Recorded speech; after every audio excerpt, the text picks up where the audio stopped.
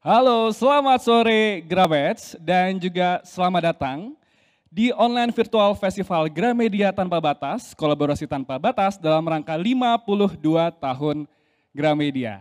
Nah, senang sekali di sore hari ini ada saya Ian Narendra yang bakal menemani kamu selama nanti kurang lebih kita akan ngobrol-ngobrol bersama 1 jam ke depan ya di ruang inspirasi. Nah, Ian pengen menyapa untuk kamu yang sudah meluangkan waktu di sore hari ini untuk kita bersama-sama untuk ngobrol, diskusi, dan juga mencari inspirasi di ruang inspirasi. Dan juga pastinya di acara online virtual festival Gramedia Tanpa Batas dalam rangka Gramedia Anniversary 52 tahun kolaborasi tanpa batas ya. Nah di sore hari ini Gramet saya akan ngobrol bersama dengan satu figur ini yang menurut Ian ini sangat luar biasa gitu ya. Satu figur yang pasti juga Gramet sudah kenal begitu ya. Mungkin boleh saya bacakan dulu profilnya ya. Boleh saya bacakan dulu profil figur satu ini yang merupakan kelahiran kota Metro di Lampung, yang merupakan seorang ibu rumah tangga dan juga sebelumnya sempat mengemban pendidikan di Akademi Pariwisata Trisakti tahun 1998. Boleh kalau begitu saya sapa selamat sore Ibu Junita, Sanders Kitchen. Halo Bu Junita, selamat sore. Sore Mas Ian. Terima kasih Mas Ian. Halo. Sore juga buat teman-teman yang lagi ikut join di sini. Selamat sore semuanya. Luar biasa. Bu Junita apa kabar? Sehat? Sehat Mas, sehat banget. Sehat, Alhamdulillah. Karena memang satu hal yang mungkin harus kita tanyakan begitu ya. Di waktu-waktu seperti sekarang adalah kabar kesehatan ya. Semoga juga Bu Junita sehat dan juga semoga siap untuk berbagi inspirasi di sore hari ini. Nah, baik Bu Junita, sebelum kita lanjut untuk ngobrol-ngobrol, izinkan saya untuk sedikit membacakan kembali begitu ya. Profil dari Bu Junita. Nanti kalau misalnya ada yang salah, boleh untuk langsung dibenarkan Bu. Oke, boleh ya? Oke, kalau begitu. Nah, mungkin sedikit saya bacakan lagi profil dari beliau bahwa berawal dari keinginan untuk menyajikan makanan dan camilan yang sehat dan juga pastinya enak untuk keluarga, begitu ya. Kemudian beliau belajar memasak dan juga membuat kue secara otodidak. Wow, ini luar biasa ya.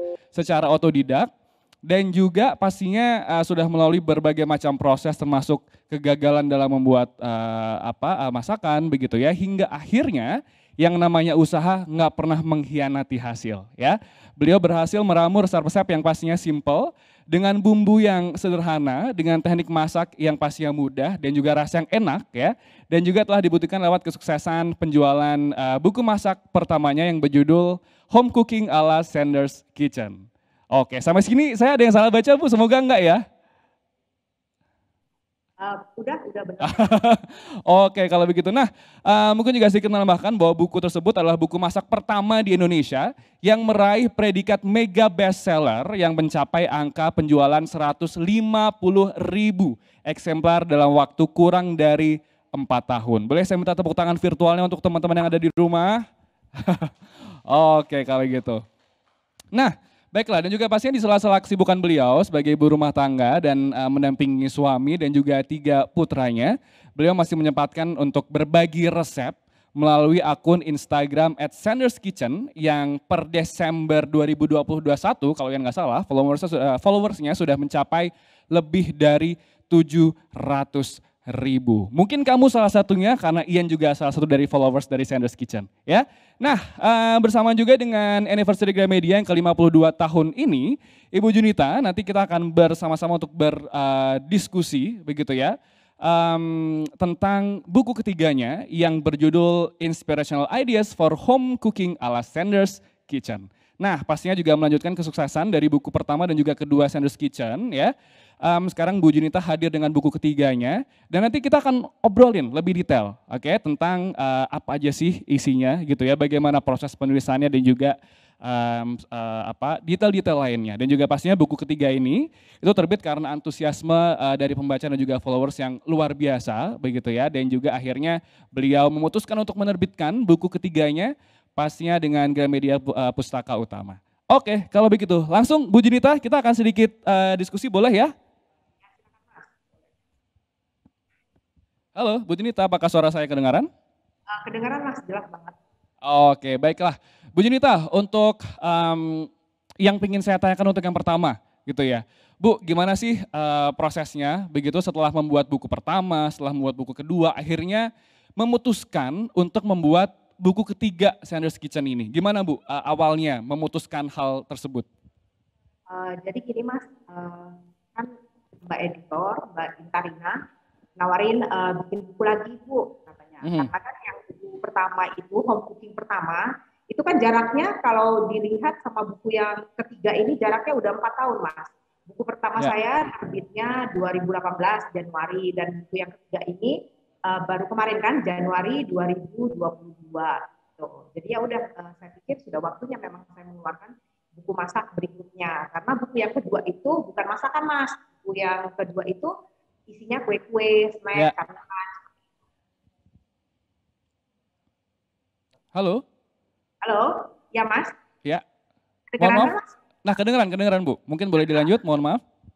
Ya, jadi ya itu, jadi karena buku itu sudah cukup lama jaraknya dari buku pertama, terus sudah gitu didorong juga keinginan para follower, itu Ya. mereka mendesak saya untuk bikin buku baru dong gitu, karena mereka sudah tamat mempraktekkan resep-resep di buku yang pertama itu Mas gitu. Dan saya juga melihat banyak resep-resep saya yang belum dibukukan, resep-resep masakan. Jadi ya udah deh saya bikin aja gitu lagi buku yang Oke. Berarti memang ditagih dan dikejar-kejar sama teman-teman followers ya Bu ya? full. Oke. Nah, tapi mungkin kalau boleh saya kembali ke awal, Bu Junita, mungkin ini satu pertanyaan yang untuk mungkin Gramets yang baru pertama kali begitu ya mendengar nama Sanders Kitchen, mungkin boleh Bu dijelaskan gitu, kenapa sih gitu? Ini pasti sering banget ditanyakan ke Bu Junita, tapi juga saya ingin tanyakan lagi hari ini, kenapa sih Bu memilih nama Sanders Kitchen? Oh, jadi nama Sander itu saya ambil dari nama tengah anak saya, Mas. Jadi kan saya punya 3 putra. Jadi nama tengahnya itu semuanya ada Sandernya gitu. Jadi waktu pas bikin akun, saya bingung nama apa ya gitu. Jadi Ya. ya udahlah, oke lah pakai Sander Kitchen aja, dapurnya Sander gitu. Itu aja sih Mas. Simple. Oke, baik. Jadi memang dari nama Ya, anak ya Bu ya, akhirnya ya, diabadikan sebagai sebuah ya. brand, bisa bisa dibilang seperti itu ya. Nah, Bu Junita tadi kan sempat menyebutkan bahwa buku kedua tuh lebih ke snack sebenarnya ya, begitu. Nah, kenapa akhirnya memutuskan untuk ya udah deh saya balik lagi bikin buku masakan deh gitu. Kenapa nggak? Oke, saya pingin bikin dessert misalnya atau bikin yang lain gitu. Kenapa akhirnya memutuskan untuk kembali membuat buku masakan? Jujur ya Mas, saya itu sebenarnya lebih hobinya itu lebih suka masak dibanding bikin Oke. kue gitu. Jadi ya memang saya interest saya tuh lebih ke masak. Aha, aha. Jadi kemarin kan kenapa saya bikin buku kue, karena editor saya juga bilang, Bu, kan sayang nih banyak banget resep-resep kue, roti, snack itu kan cukup banyak di yang resep-resep ibu bagikan. Kita bikin buku aja gitu. Oh ya, oke lah, saya bilang nggak apa-apa ya saya bikin. Tapi karena saya niatnya itu memang hanya satu, Mas, saya mau bikin buku yang kue-kue ini hanya satu aja, makanya itu resepnya sampai banyak banget.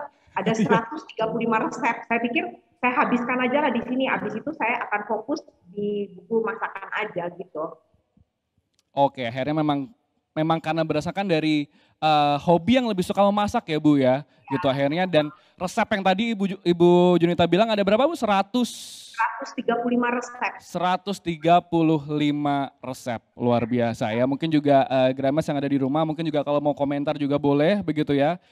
Pasti Ian yakin amazed deh gitu dengan banyaknya resep yang bisa dihasilkan oleh Bu Junita di Sanders Kitchen ya. Nah Bu, mungkin saya juga ingin untuk mengucapkan selamat begitu ya kepada Bu Junita karena buku Sanders Kitchen yang pertama itu kan berhasil menjadi buku masakan pertama di Indonesia yang mendapatkan predikat mega bestseller. Ya, dan saat pertama kali mendengarkan informasi ini, gimana Bu perasaannya? Mega bestseller dan buku masakan pertama loh di Indonesia. Gimana waktu itu Bu? Nah, justru lucu ini Mas. Waktu itu Mbak Inta, editor saya, WA Aha. saya, kasih tahu. Bilang, Bu, ini buku Ibu sekarang udah masuk mega bestseller loh. Terus saya ketawa, Mas. Saya bilang, aduh Mbak ini ngada-ngada aja sih. Mana ada sih Mbak buku mega bestseller? Saya bilang begitu kan. Saya kan maksudnya, eh, apa iya gitu loh. Nanti abis ada mega bestseller, ada giga bestseller lagi gitu ya. Terus kita ketawa-tawa gitu. Kata Mbak Inta, ini benar katanya. Karena dilihat jumlah penjualannya, Mas. Jadi kriterianya itu apa sih? Saya tanya kan, kriterianya apa sih? Kenapa kok buku saya bisa dapat predikat mega bestseller? Katanya mega bestseller itu untuk buku yang dalam kurun waktu 1 tahun penjualannya mencapai 10.000 mas, 10.000 eksemplar. Nah, buku Home Cooking saya itu, buku pertama saya itu penjualannya itu belum sampai 1 tahun itu sudah lebih dari 10.000 mas. Jadi bulan pertama itu 3.000 mas terjualnya, bulan Januari itu 3.000. Di bulan Februari itu terjualnya 11.000 lebih. Jadi sudah 14.000 sudah 14.000 itu mas dalam kurun waktu 2 bulan itu. Jadi predikat mega bestseller itu saya dapatkan waktu buku saya itu umurnya 1,5 bulan sesudah terbit launching pertama kali itu mas. Oke. Oke, mungkin sedikit terputus. Halo, Bu Junita? Ya, halo Mas. Oke, iya, baik. Nah, mungkin juga yang pengen saya tanyakan gitu ya, kalau menurut Ibu sendiri, kenapa sih Bu bisa sesensasional itu gitu? Karena saya juga ingat sekali pada saat itu memang mungkin kalau bahasa sekarang cukup viral gitu ya Bu ya, saya ingat sekali tuh gitu, itu rame banget. Kalau menurut Bu Junita kenapa Bu? Apa yang bikin sesensasional itu? Mungkin waktu itu karena sebelum resep-resep saya itu dibukukan, Mas. Jadi resep-resep saya itu sudah banyak dipakai sama teman-teman di Instagram, sama follower saya. Follower saya kan cukup banyak ya, Mas. Waktu itu, waktu buku pertama itu terbit, sudah sekitar 360.000 lebih itu follower saya. Nah, jadi mereka itu sudah banyak pakai resep-resep saya. Terus mereka juga suka kirim DM, testimoni, sharing hasil-hasil masakannya yang berhasil gitu loh. Jadi sesudah ada buku ini pun setiap hari itu saya menerima mas hasil foto recook kiriman dari teman-teman itu yang sudah beli buku saya. Nah itu semua saya upload lagi di story saya gitu loh mas. Nah itu yang bikin viral mungkin. Jadi karena saking banyaknya orang yang praktek dan recook dari resep-resep saya itu yang bikin mereka penasaran gitu. Karena mungkin baca ya testimoninya kok masakannya enak gitu, masakannya berhasil. Itu mas yang mendorong jadi mendongkrak banget penjualan buku pertama saya itu. Betul betul. Jadi memang sebenarnya efek domino ya Bu ya dari sosial media kemudian juga memang pada dasarnya resep yang cukup mudah dan juga pastinya enak begitu yang akhirnya membuat orang mungkin kepo gitu ya Bu. Oke, nah tapi kan sebenarnya kalau kita berbicara tentang buku resep makanan itu kan sebenarnya banyak ya Bu ya, gitu dari makanan fine dining, dessert, makanan rumahan gitu kan. Kalau menurut Bu Junita sendiri apa sih yang membedakan buku-buku resep Sanders Kitchen dengan buku resep-resep lainnya? Kalau buku saya ini, kalau menurut cerita teman-teman yang sudah mempraktekkan, yang sudah sharing ke saya, itu kayaknya resep-resep saya ini mudah sekali Mas. Jadi memang mudah, bahkan pemula sekalipun itu gampang kalau ngikutin resep dari buku saya itu. Karena terus udah gitu bahan-bahannya itu gampang mas, gampang dibeli, maksudnya gampang didapatkan. Nggak usah mesti kita tuh harus beli bahannya ke supermarket atau apa. Cukup bahan-bahan sederhana aja yang kita bisa beli di warung atau di tukang sayur, itu sudah bisa jadi satu masakan. Udah gitu resep-resep saya juga cara masaknya itu gampang mas, bumbunya juga nggak macam-macam lah. Kadang-kadang orang tuh bingung gitu loh, kok ini resep sederhana banget ya, apa iya apa enggak gitu. Tapi begitu dicoba kok katanya rasanya enak. Nah yang seperti itu mas. Kalau zaman sekarang kan orang nyarinya yang praktis ya. Kalau ada yang mudah, kita mau pakai resep yang jelimet ya, gitu mas. Setuju Bu, termasuk juga saya sebagai anak kos ya, gitu. Ketika misalnya mencoba resep-resep kayaknya memang lebih cenderung memilih yang praktis dan mungkin cepat begitu ya Bu ya. Dan memang mungkin sesuai ya, sama kan karena memang untuk anak zaman sekarang, saya rasa mungkin Gramedia juga lebih suka untuk sesuatu yang praktis gitu. Dan mungkin tepat sekali ya Bu Junita memberikan resep-resep yang memang cukup praktis begitu. Nah Bu Junita mungkin saya juga pengen tanya sih, ini juga saya yakin satu hal yang mungkin sangat ingin diketahui oleh Gramedia begitu ya. Boleh nggak sih Bu dijelasin gitu pembuatan atau proses pembuatan buku? Karena gini kan kalau kita namanya masak itu kan praktek ya Bu. Kita langsung praktek bikin, praktek masak gitu. Nah kemudian dituliskan ke dalam sebuah buku itu prosesnya gimana sih Bu? Apakah memang dari awal begitu habis bikin satu resep langsung ditulis atau gimana tuh? Karena kan pasti ada proses trial dan errornya juga ya gitu. Termasuk nanti harus foto-fotonya juga. Nah itu gimana Bu? Kalau saya memang dasarnya kan sudah aktif di sosmed ya Mas, jadi di Instagram itu. Jadi setiap saya habis masak itu biasanya saya foto, habis itu saya tulis resepnya gitu.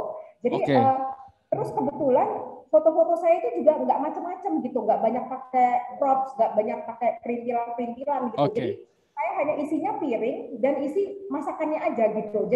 Jadi sebenarnya nggak terlalu ribet lah kalau menyiapkan untuk Ya. buku saya untuk foto-fotonya itu karena simple aja gitu. Oke, berarti sebenarnya untuk prosesnya sendiri tidak terlalu apa ya, tidak terlalu susah bisa dibilang begitu ya Bu ya. Oke, mungkin karena jam terbang juga ya Bu Junita ya. Secara sudah jam terbang tinggi mungkin lebih lebih apa ya, lebih mudah dan lebih cepat begitu ya Bu untuk menuliskan dan juga untuk proses tadi trial dan errornya juga begitu ya. Baik, kita tahan sebentar Bu Junita, saya ingin menyapa untuk teman-teman juga. Jangan lupa bahwa teman-teman masih ada di ruang inspirasi di online virtual Festival Gramedia Tanpa Batas, kolaborasi tanpa batas dalam rangka 52 tahun Gramedia bersama dengan Junita Sanders Kitchen. Nah, Bu, mungkin satu lagi yang ingin saya tanyakan juga tentang boleh nggak sih di spill gitu ya? Mungkin kalau anak zaman sekarang ngomongnya di spill Bu, atau mungkin boleh dijelaskan lah gitu ya kalau bahasa umumnya gitu ya. Apa sih yang dari sekian banyak resep, dari sekian banyak makanan, apa sih atau yang mana yang paling susah yang ada di buku ini? Dan mungkin juga boleh diceritain untuk proses bikinnya, kenapa paling susah? Nah, kalau dari resep, sebenarnya resep itu mudah-mudah Mas. Paling yang agak susah itu ada beberapa masakan yang proses masaknya agak panjang dan agak ribet. Ya, Misalnya itu apa ya? Rendang. Rendang kan tuh masaknya lama Mas. lama ya Paling Bu.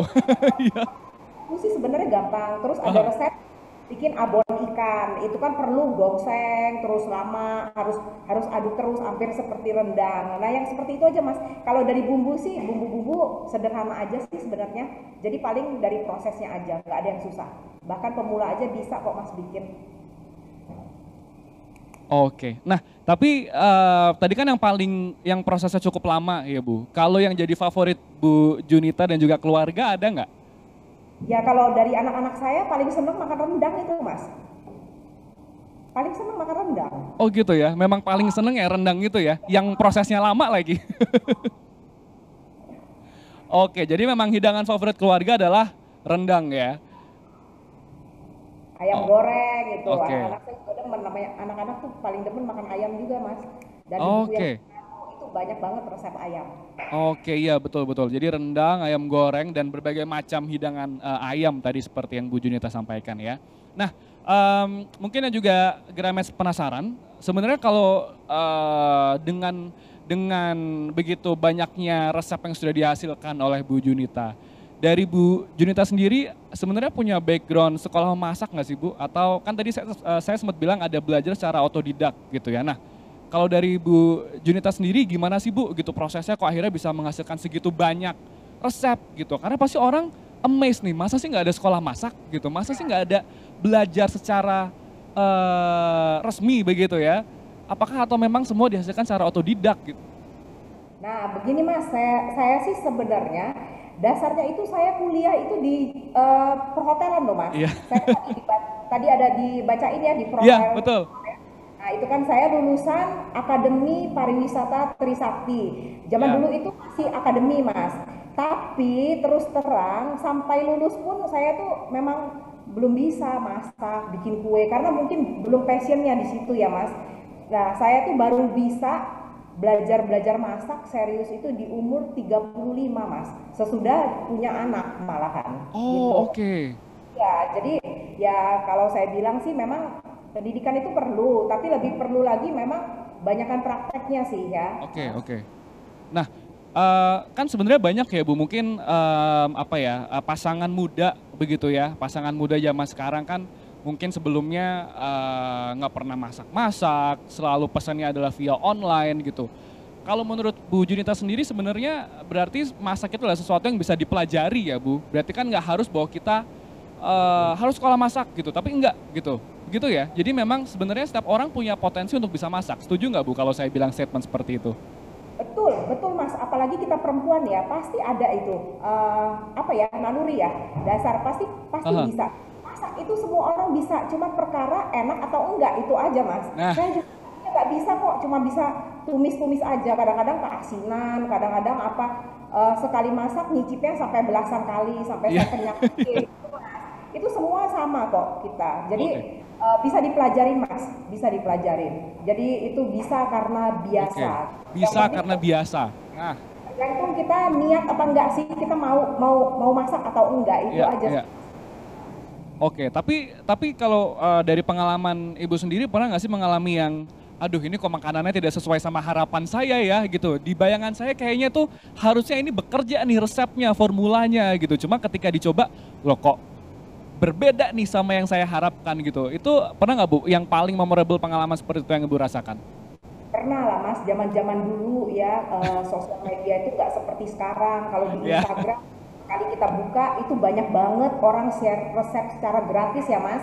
Itu kan kita betul. dapat resep-resep. Zaman dulu kan saya harus buka lewat Google ya apa gitu cari. Dan itu kan kadang-kadang sumbernya nggak terpercaya ya. Mungkin Ya, ada juga betul. salah kasih resep ya. Nah itu mas, kadang-kadang memang pas dimasak kok begini ya gitu loh, gitu. Ya, ya. Jadi ya mulai dari itu akhirnya juga saya pikir kalau ngasih resep itu sebaiknya ngasih resep yang benar gitu loh, Iya, daripada iya. merumuskan orang juga. Oke. Nah, tapi kan Bu Junita juga sering berbagi resep begitu ya via sosial media begitu. Itu apakah memang dari awal tujuannya seperti itu, Bu? Maksudnya apakah memang ya udah deh saya bagi-bagi resep aja deh gratis nih ke Instagram gitu misalnya ya. Pernah nggak Bu ada ketakutan kayak ini pasti orang nanti nggak bisa ngikutin nih atau nanti jangan-jangan resep saya nih diubah-ubah nih atau pikiran-pikiran lainnya gitu, Bu? Atau emang dari awal tujuan Bu Junita adalah ya udah deh saya mau berbagi deh. Jadi gini mas, tujuan awal saya waktu bikin akun Instagram itu Aha. bukan untuk bagi resep. Sebenarnya saya hanya cari tempat untuk menyimpan foto-foto hasil masakan saya. Jadi Oke. waktu tahun 2014 itu saya baru mulai-mulai pengen bisa masak gitu loh mas. Jadi setiap saya habis masak, saya foto. Terus di mana saya bisa taruh mendokumentasikan gitu, maksudnya hasil-hasil masakan saya Iya, gitu. iya. Anak saya bilang, mama bikin aja akun Instagram gitu. Saya kan juga nggak paham ya mas, saya kan gaptek. Jadi anak saya lah yang bikinin akunnya itu. Oh, oke. Awal-awalnya itu kan saya nggak punya follower mas, saya nggak punya follower kan. Aha. Saya pasang foto aja, caption juga nggak ada, cuman captionnya itu paling nama masakannya apa. Jadi Ya. blank aja. Aha. Kok lama-lama besok-besokannya gitu ada yang follow saya mulai Aha. dari satu, dua, tiga, lama-lama banyak mas, gitu, lama-lama banyak. Terus akhirnya pada tahun 2015 karena kok mati ya? Halo? Halo, ya mas? Ya, kedengeran Bu? Kedengeran mas? Kedengeran, aman.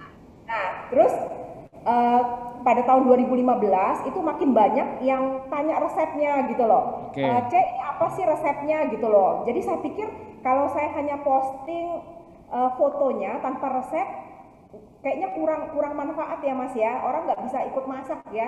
Jadi akhirnya sejak Maret 2015 itu Aha. saya mulai deh setiap masakan yang saya posting itu saya sertakan resepnya gitu mas.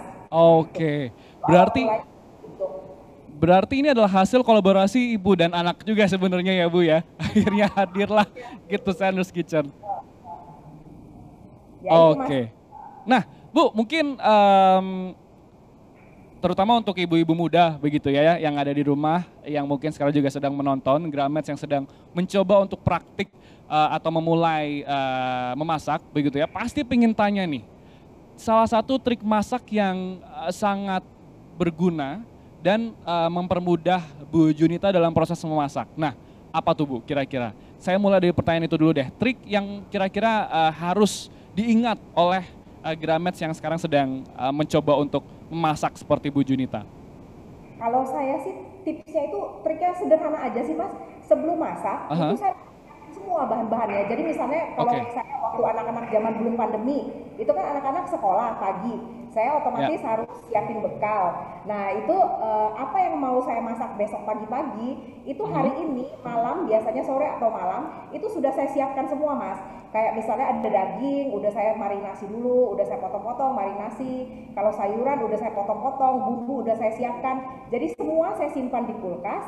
Nah, besok pagi-pagi saya bangun nggak perlu terlalu pagi, udah tinggal masak aja gitu Mas. Itu hemat waktu banget gitu loh Oke. untuk kita. Berarti lebih ke kalau boleh dibilang persiapan ya Bu ya, persiapan yang memang Kalau tidak sembarangan gitu. Itu simple tapi memang harus disiapkan dengan baik, begitu ya? supaya nggak kelabakan pagi-pagi. Kalau baru Betul. punya pagi juga, aduh kita mau bangun jam berapa Mas? Ya kan? Iya. Nah, tapi Bu ada lagi nggak Bu? Mungkin apa ya, tips dan trik lain gitu selain tadi kan tadi secara persiapan begitu ya, secara persiapan bahwa oke bahan-bahan harus disiapkan begitu supaya nanti tidak terlalu terburu-buru dan juga segala macam. Nah, tapi ada lagi nggak Bu kalau tips dan trik mungkin dalam proses memasaknya atau mungkin nanti kemudian dalam proses penyimpanannya atau proses menghidangkannya ataupun juga ketika gagal ada nggak tipsnya supaya kayak, aduh kayak saya nggak bisa masak deh, saya nyerah deh, gitu. Gimana tuh Bu kalau kayak gitu? Mas, kalau misalnya itu ya tips dan trik misalnya dari proses masaknya. Ya, Misalnya kalau mau cepet itu bisa nyiapin bumbu-bumbu dasar Mas.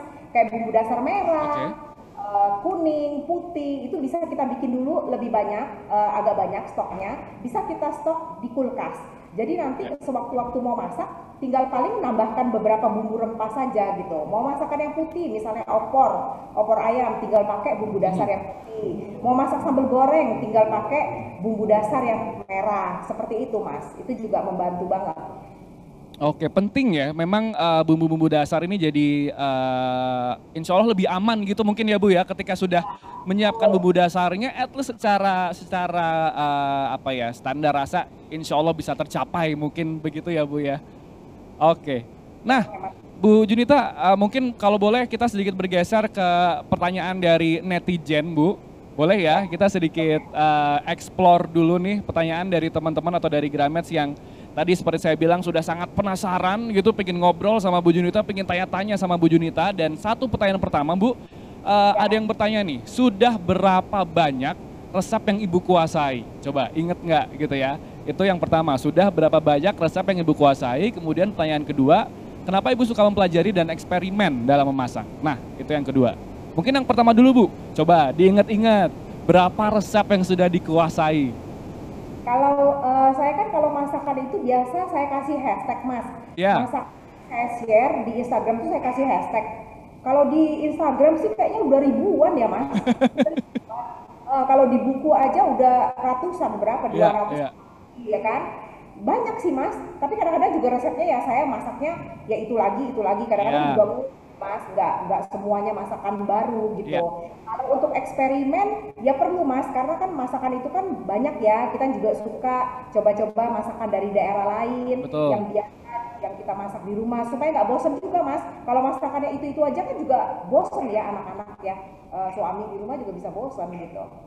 Oke, berarti kalau tadi ditanya jumlah resepnya, waduh, mungkin kalau boleh Ian bilang tidak terhitung ya Bu Junita ya, saking banyaknya, udah ratusan, udah mungkin ribuan gitu, yang mungkin juga sudah banyak sekali dicoba sama teman-teman yang ada di rumah, begitu ya. Kemudian juga tadi kalau misalnya memang dasarnya suka bereksperimen dalam memasak gitu. Nah, Bu, tapi saya jadi pingin sedikit ekspor lebih lanjut soal apa namanya soal eksperimen nih gitu untuk teman-teman yang gini saya dulu pernah dibilangin bahwa namanya masak itu adalah sesuatu yang God given talent atau mungkin bakat gitu ya.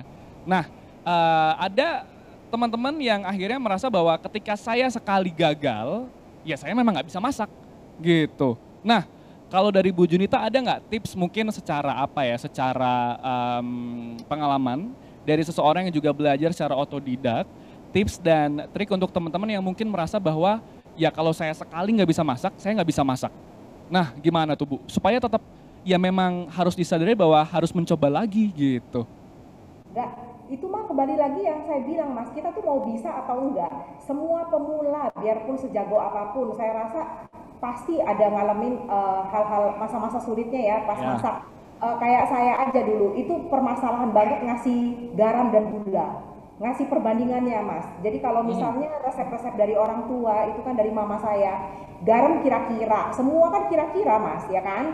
Kalau ya, sekarang tuh teman-teman tuh udah jauh lebih enak lah, ada resep, udah ada takarannya gitu loh. ya, Jadi Kalau saya zaman dulu ngasih garam, gula, ya kira-kira. Tapi itu kadang-kadang yang bikin kita itu jadi belajar. Ya, Kalau dikasih kira-kira, ya kita taruh dulu sedikit-sedikit dulu. ya. Zaman dulu kan nggak tahu perbandingannya berapa. Seringkali masakan itu asin. Kalau nggak asin malah hambar. Nah itulah perlu aku nyicip mas gitu. Jadi kalau takut keasinan, kasih dulu sedikit-sedikit. Paham, Kurang paham. asin baru tambah. Daripada ngasih sekalian banyak, kalau udah keasinan susah nanti nggak bisa Oke, kemakan. Itu mas. Jadi oke. semua pasti ngalamin masa-masa itu ya kalau kita lagi Ya, belajar ya. Jadi betul. yang asal pasti akan bisa gitu loh. Oke, berarti mungkin kalau boleh saya simpulkan, sabar ya Bu ya, sabar dan terus mau mencoba gitu. Ya, jangan jangan malas gitu loh, jangan malas, Ya, jangan asa. Pokoknya pasti bisa. Lama-lama kita sering masak, aha. feelingnya dapat sendiri mas. Iya, oke. Berarti memang sesuatu yang apa ya, ada prosesnya gitu ya Bu, bukan sesuatu yang kayak ya udah sekali masak berhasil gitu, tapi semua ada prosesnya. Begitu ya Betul. Bu? Kalau Oke. kalau enggak saya nggak bisa ada di sini mas. Nggak bisa. Berbicara dengan banyak sekali orang dan memberikan banyak sekali resep untuk teman-teman yang ada di rumah ya. Baik, Saya Bu Junita, berbicara tentang proses, pastinya juga Gramedia kan sudah berproses 52 tahun nih Bu, sampai dengan di hari ini ulang tahun yang ke-52 tahun begitu ya, dengan tema kolaborasi tanpa batas. Nah, pastinya juga di era yang sekarang sudah banyak berubah atau mungkin kalau boleh saya bilang era digital gitu ya, banyak tuntutan untuk jadi tanpa batas. Nah, kira-kira nih ada nggak sih project selanjutnya apa namanya selain karya tulis misalnya gitu ya dari Bu Junita? Misalkan mau bikin YouTube atau misalkan memberikan resep atau tips secara visual atau mungkin mau bikin apa lagi nih Bu yang benar-benar tidak terbatas. Nah, gimana Bu Junita? Nah, ini Mas, kalau sekarang kan zamannya orang platformnya makin banyak ya. Kalau dulu kan Aha, Instagram apa? Kalau kalau dulu kan Instagram tuh maksudnya kayaknya udah gede banget gitu ya. Kalau sekarang kan orang banyak yang geser ke YouTube ya Mas. Nah itu betul. anak saya nawarin, mah kenapa sih mama nggak mau bikin ke YouTube gitu atau TikTok gitu ya. Tapi saya ini kan ngukur diri Mas. Saya semuanya tuh mempersiapkan sendiri loh Mas. Jadi saya masak sendiri, foto sendiri, ngisi akun sendiri, pokoknya bikin konten sendiri. Kalau mungkin teman-teman yang lain itu kan ada punya tim ya Mas, ada yang videoin, ada yang Betul. segala macam. Jadi tinggal tinggal masak aja gitu. Kalau saya ya karena itu Mas keterbatasannya dan saya juga ada jualan kan, saya jualan Ya. online. Jadi saya harus bagi-bagi waktu. Nah, di situ yang belum ketemu sih Mas. Tapi nggak menutup kemungkinan mungkin ke depannya kalau ada nanti saya punya tenaga lebih atau saya punya tim, mungkin akan ke arah sana. Nggak tahu ya Mas, mudah-mudahan aja. Oke, baik Bu. Dan juga pastinya ditunggu kalau begitu ya, hasil-hasil karya selanjutnya yang tanpa batas dan juga pastinya kolaborasi-kolaborasi selanjutnya dengan Gramedia Pustaka Utama. Nah, baik, terima kasih Bu Junita dan pastinya Gramet sampai juga ya. Sekarang kita di acara yang pastinya ditunggu-tunggu yaitu launching buku terbaru Inspirational Ideas for Home Cooking ala Standards Kitchen. Nah, untuk mengawali prosesi launching di sore hari ini, coba deh, mari kita bersama-sama untuk menyaksikan video sambutan dari Bapak Andi Tarigan dan juga video launching buku Inspirational Ideas for Home Cooking ala Sanders Kitchen. Halo Ibu Junita, semoga sehat-sehat selalu ya Bu. Kami dari Gramedia Pustaka Utama mengucapkan banyak terima kasih kepada Bu Junita yang telah mempercayakan karya-karyanya sejak tahun 2018 kepada kami, penerbit Gramedia Pustaka Utama. Kami mengucapkan terima kasih atas kepercayaan Ibu sampai hari ini. Dan pada hari ini kita meluncurkan judul ketiga dari Ibu Junita yang berjudul Inspirational Ideas for Home Cooking ala Sanders Kitchen yang telah terbit tanggal 19 Januari 2022 yang lalu, yang hari ini secara resmi kita terbitkan. Kalau kita lihat datanya cukup menggembirakan dan membanggakan, karena buku yang ini ketika kami melakukan pre-order sudah terserap sekitar 1.800 eksemplar. Sekali lagi kami mengucapkan selamat dan terima kasih kepada Ibu Junita. Sehat-sehat selalu Ibu.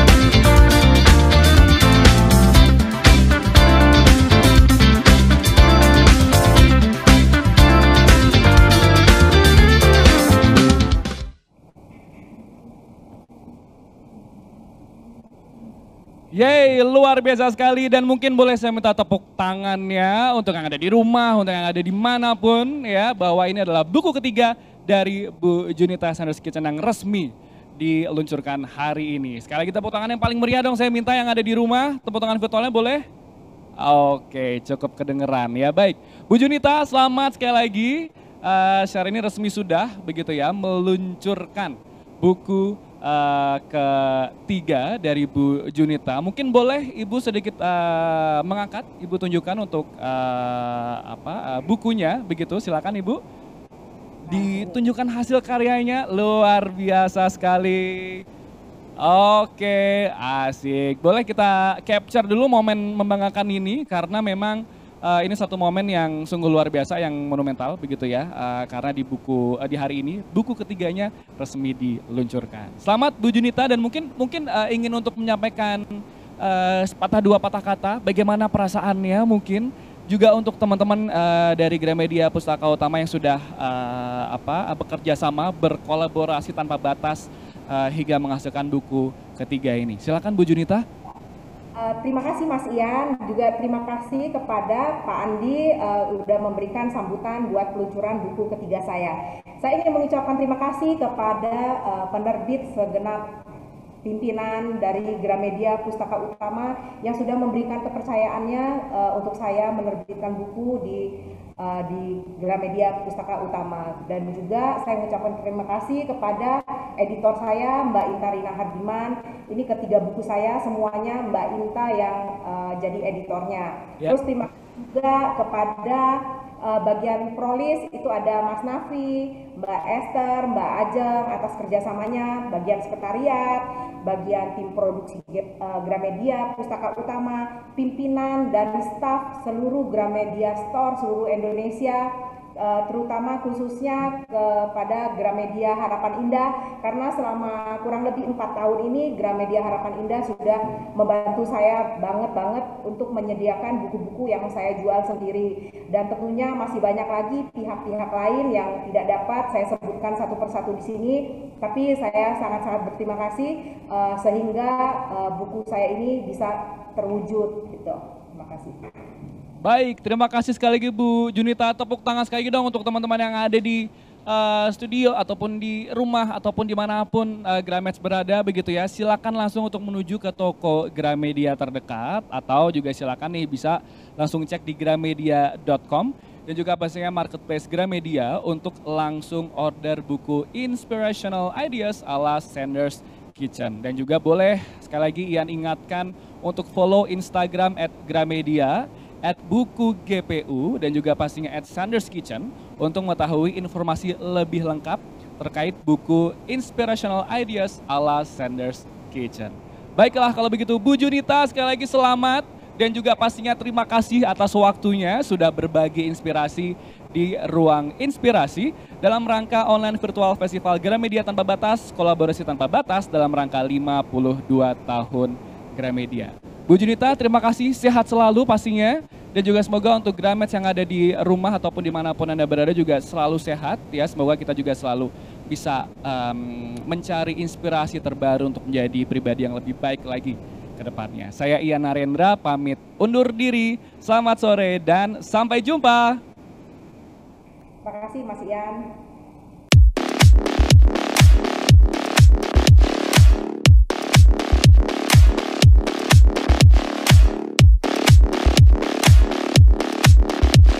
warahmatullahi wabarakatuh. Salam sejahtera buat kita semua. Om Swastiastu, Namo Buddhaya, salam kebajikan. Salam sehat semuanya Gramets dimanapun berada. Apa kabar nih? Senang sekali ya saya hari ini Glory Oyong dapat menemani Gramets semuanya di ruang inspirasi online virtual festival Gramedia Tanpa Batas yang hashtagnya udah rame banget ya di social media, yaitu kolaborasi tanpa batas dalam rangka ulang tahun Gramedia atau anniversary Gramedia ke-52 tahun. Yeay, selamat ulang tahun Gramedia buat Gramet semua yang selalu ya mengikuti apa saja yang diadakan oleh Gramedia. Juga selamat ulang tahun buat kita semua dimanapun berada, karena senang sekali acara ini berlangsung secara online sehingga saya bisa menyapa Gramets yang dari Aceh sampai ke ujung Papua. Apa kabar semuanya? Dan mudah-mudahan semuanya stay tune sampai 1,5 jam ke depan, karena hari ini saya akan mengajak Gramets semuanya untuk berbincang dengan seorang penulis, seorang dokter juga spesialis anak. Dia juga penyiar radio, aduh pokoknya semua kayaknya profesi kita bisa diembat nih sama dokter yang satu ini ya.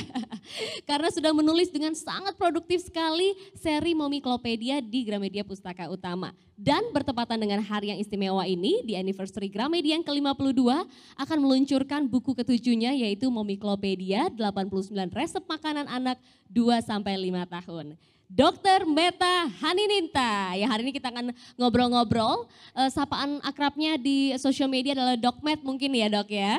Nanti kita akan mengulas banyak sekali terkait dengan buku terbaru ini di launching siang hari ini, bagaimana penyusunan bukunya, seberapa penting pula kita mengetahui gizi dan pola makan yang benar dalam keluarga, serta tentunya peran ibu, moms semuanya nih ya dalam mengatur gizi keluarga. Sebelumnya saya ingin kembali memperkenalkan singkat saja Dr. Meta Hanininta SPAK yang lahir di Bandung di hari kasih sayang 14 Februari, sebentar lagi nih Dr. Meta mau ulang tahun juga nih. Yang merupakan dokter anak dan juga seorang konselor laktasi. Selain penulis buku mega bestseller seri Momiklopedia yang diterbitkan Gramedia Pustaka Utama, ia juga dikenal sebagai pembicara di berbagai acara kesehatan, terutamanya tentang kesehatan anak. Dr. Meta juga merupakan penyiar radio, seorang presenter juga, seorang blogger juga, dan vlogger juga nih semuanya nih kayaknya ya. Dan pengasuh rubrik konsultasi kesehatan anak di berbagai media internal dan juga nasional. Dan bersama dengan hari ini nanti sebentar lagi kita akan sama-sama menyaksikan peluncuran buku Dr. Meta berikutnya yang seri Momiklopedia ke-7 berjudul Momiklopedia 89 Resep Makanan Anak 2-5 tahun. Buku ini akan membahas mengenai semua situasi yang pernah dialami oleh orang tua dengan anak usia prasekolah yang masih mengalami tentunya masa pertumbuhan ya, dan juga perkembangan yang sangat pesat nih Gramets. Karena itu kebutuhan nutrisi mereka tentu berbeda dari anak di usia yang nanti akan berlanjut lebih ke usia sekolah, yang tentu juga dipengaruhi peningkatan aktivitas dan juga kapasitas lambungnya yang relatif kecil. Nah, pemberian nutrisi yang tepat berperan untuk mendukung kesehatan dan juga potensi masa depan yang lebih baik tentunya. Buku ini Gramets juga dilengkapi dengan overview mengenai nutrisi untuk anak usia 2-5 tahun. 89 resep makanan anak-anak ini tentu juga sangat lezat-lezat dan juga mudah dibuat karena terdiri dari bahan-bahan yang mudah kita temukan dengan harga yang juga terjangkau. Jadi langsung saja rasanya nggak sabar buat saya untuk boleh mengulas ya bersama dengan Dr. Meta Hanininta nih. Saya sapa dulu siang ini. Dokter, apa kabar Dok Met? Hai, selamat siang Mbak Glory, selamat siang Gramet semua. Alhamdulillah baik, Mbak Glory gimana? Sehat-sehat ya Dok ya? Alhamdulillah sehat-sehat aja. Senang banget nih selalu kalau ketemu sama dokter, pasti ada karya baru nih dok. Pertama-tama selamat ya dok ya buat peluncuran bukunya hari ini. Karena Terima ini kasih. sudah dinanti-nanti loh dok sama seluruh ibu-ibu di seluruh Indonesia nih. Dok, boleh nggak sebelum kita masuk ke ulas bukunya, cerita dulu dong dok sedikit update-nya dokter nih dalam setahun terakhir pandemi ya dok ya. Gimana dok, aktivitas, kegiatan, kesibukannya apa aja dok? Kegiatan masih sama ya, rutinitas sehari-hari, masih bekerja sebagai dokter spesialis anak di rumah sakit dengan segala kerumitan dan segala kegiatannya. Masih ngajar juga dosen ya, karena nguji pun juga masih terus. Terlepas dari itu, siaran juga masih, kayaknya itu adalah satu-satunya kegiatan yang bisa bikin saya waras selama pandemi. Karena gak bisa ngapa-ngapain lagi. Selain itu, nulis pun juga masih lagi mempersiapkan bahkan Mamiklopedia yang selanjutnya nih, yang ke-8. Wow, produktif banget dokterku. Aduh senang banget nih dok. Pasti nanti ya di pertengahan atau di akhir tahun ada teasernya lagi nih. Judulnya soal apa Mamiklopedia yang ke-8 ya. Tapi dok kita kembali dulu ya dok ke Mamiklopedia yang hari ini seri ke-7 yang kita akan sama-sama luncurkan. Kenapa dok akhirnya memilih seri ini adalah soal resep makanan? Oke, sebetulnya tuh dari awal saya nggak berniat sama sekali buat bikin buku ini karena kita tahu bahwa sebetulnya kalau di atas 2 tahun yang artinya sudah lewat masa MPASI, bahkan bukan di atas 2 tahun ya, di atas 1 tahun bahkan itu makanannya sudah sama dengan makanan keluarga. Jadi makanan anak sudah sama lah dengan makanan ibu atau bapaknya. Tapi setiap harinya, setiap saya membuka sesi tanya jawab di Instagram atau setiap lagi posting di Instagram, selalu aja ada pertanyaan yang datang dari ibu-ibu bapak-bapak yang menanyakan terkait makanan setelah 2 tahun ke atas nih. Iya tahu dok, katanya sama kayak makanan keluarga, tapi buah atau sayurnya segimana? Gula atau garamnya segimana? Protein hewaninya harus segimana banyak, lemaknya harus segimana banyak, dan lain sebagainya. Oleh karena itu, karena menghadapi banyak sekali permintaan, saya bilang ya udah deh kita coba aja untuk membuat buku yang paling mudah, yang paling applicable, yang ya sekiranya praktis dan bisa diaplikasikan oleh orang tua adalah buku resep. Jadi akhirnya jadi juga deh buku Mamiklopedia 89 resep makanan anak usia 2-5 tahun ini. Wow gitu toh ceritanya ya perjalanannya. Tapi ini bukan hanya buku resep menurut saya karena tentunya semua menu yang dokter tulis di sini itu udah sesuai dengan takaran gizinya ya. Betul ya dok ya? Betul. Saya juga menyertakan overview di depannya dengan harapan semoga begitu orang tua mengerti betul, paham benar apa sih prinsip dasar untuk memenuhi kebutuhan nutrisi anak usia 2-5 tahun ini, ya resepnya yang 89 ini bisa dikembangkan, bisa dimodifikasi, bukan 89 lagi, bisa jadi 100, bisa jadi 200, bisa jadi 300, selama kan udah tahu nih prinsip dasarnya seperti apa. Dok, tapi kalau bicara angka sendiri 89 ada makna khusus nggak dok? Atau kebetulan memang belum ketemu satu menu lagi untuk jadi 90 gitu? Enggak, sebetulnya waktu menulis itu saya menyiapkan hampir 150 resep bahkan. Jadi yang di trial, yang ditulis itu hampir 150 resep. Tapi kemudian karena kepengen lebih catchy, karena kan sebelum-sebelumnya buku Mamiklopedia itu selalu ada angkanya nih ya. Ada yang 456 udah ada menyusui, 456, 567 ada tentang MPASI, 78 resep MPASI yang belum ada 89. Maunya sih kalau dijejer di toko buku gitu jadinya kan kebacanya 456, 78, 9. Wow, jadi kita harus punya lengkap nih supaya bisa dijajarin di rumah juga ya dok ya? Iya dong. Dok, mau tanya juga dong karena kan dokter juga dikenal sangat luas melalui sosial media nih. Tidak hanya di Instagram, di TikTok juga, di radio juga gitu ya kalau media yang lainnya. Nah kenapa sih dok akhirnya memilih buku juga menjadi salah satu sarana dokter untuk bisa berbagi ilmu nih ke kita semua? Oke, sebetulnya terlepas dari media sosial yang sekarang-sekarang ini baru happening, saya sudah memulai edukasi sebagai dokter jauh di beberapa belas tahun sebelum sekarang dengan menggunakan buku sebetulnya. Tapi selain buku saya juga menggunakan media blog pada saat itu. Hanya saja sepertinya kita tahu ya minat baca orang Indonesia mungkin lemah, jadi malas lah untuk membaca. Sehingga akhirnya saya memutuskan ya udah deh kita coba deh iseng-iseng aja dulu awalnya mencoba edukasi lewat media sosial. Waktu itu yang pertama kali Instagram. Ternyata responnya luar biasa. Pada saat kita sudah mendapatkan engagement awal nih dari pembaca pertama, mereka kan tentu ingin tahu lebih dalam.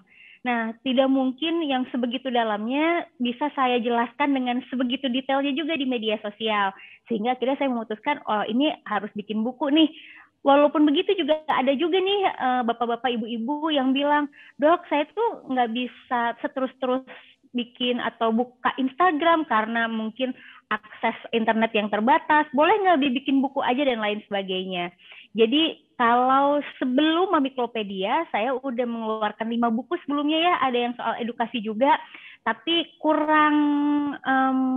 menurut saya kurang luas jangkauannya, karena itu tadi salah satunya mungkin minat baca yang kurang, tapi begitu saya mulai dari media sosial, kemudian dilengkapi juga dengan buku, ini saya rasa jadi lebih luas lagi jangkauannya, Sehingga saya putuskan ya udah deh kayaknya emang harus 2 nih mainnya di media sosial untuk mencakup orang-orang yang mungkin belum mengenal sama sekali mengenai ilmu atau mengenai edukasi pengetahuan anak.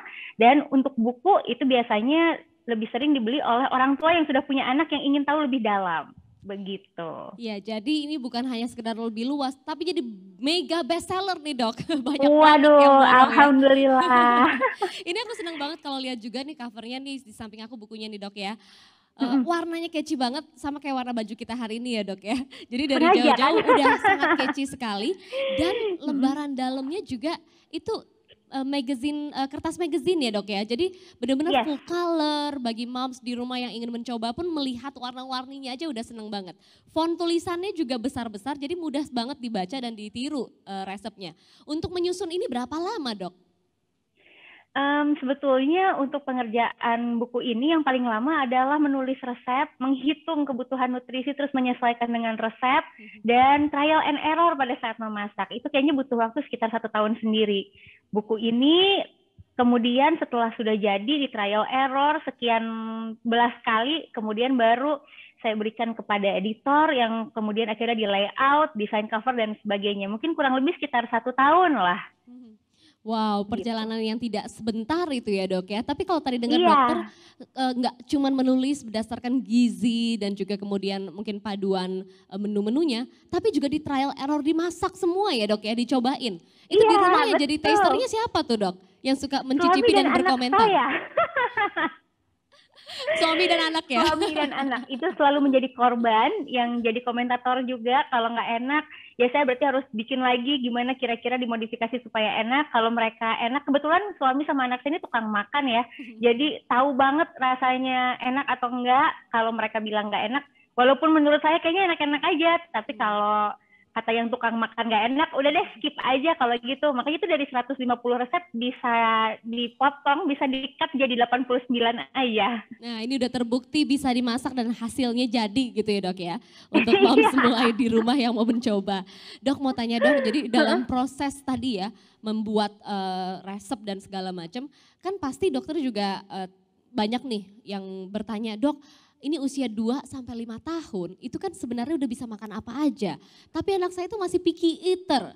Jadi dalam menu masakan ini yang didahulukan tuh sebenarnya gizinya atau juga presentasi dan rasanya nih. Mana nih dok yang kemudian jadi pertimbangan dokter lebih dulu? Oke, kalau menurut saya yang paling saya dahulukan pertama adalah pemenuhan kebutuhan nutrisinya terlebih dahulu. Setidaknya orang tua mengetahui bahwa kebutuhan nutrisi anak usia ini tuh harusnya disediakan atau harusnya diberikan makanan dalam bentuk apa aja segimana banyaknya. Nah, begitu itu tahu, tentu orang tua jadi bisa memodifikasi kira-kira yang disukai oleh anak itu apa. Kita tahu bahwa picky eater ini sebetulnya adalah fase pertumbuhan dan perkembangan yang normal dialami oleh anak biasanya di atas 1 tahun. Memang karena di dalam fase tumbuh kembang normal ini ada yang disebut sebagai neofobia atau fase di mana anak takut untuk mencoba makanan yang baru. Oleh karena itu memang perlu konsisten diperkenalkan dengan makanan yang baru dan jangan keburu atau jangan terlalu cepat melabeli anak itu nggak mau, anak itu nggak suka kalau baru hanya 1-2 kali aja ditawarin. Tawari 10-15 kali secara konsisten tanpa memaksa ya, dengan netral.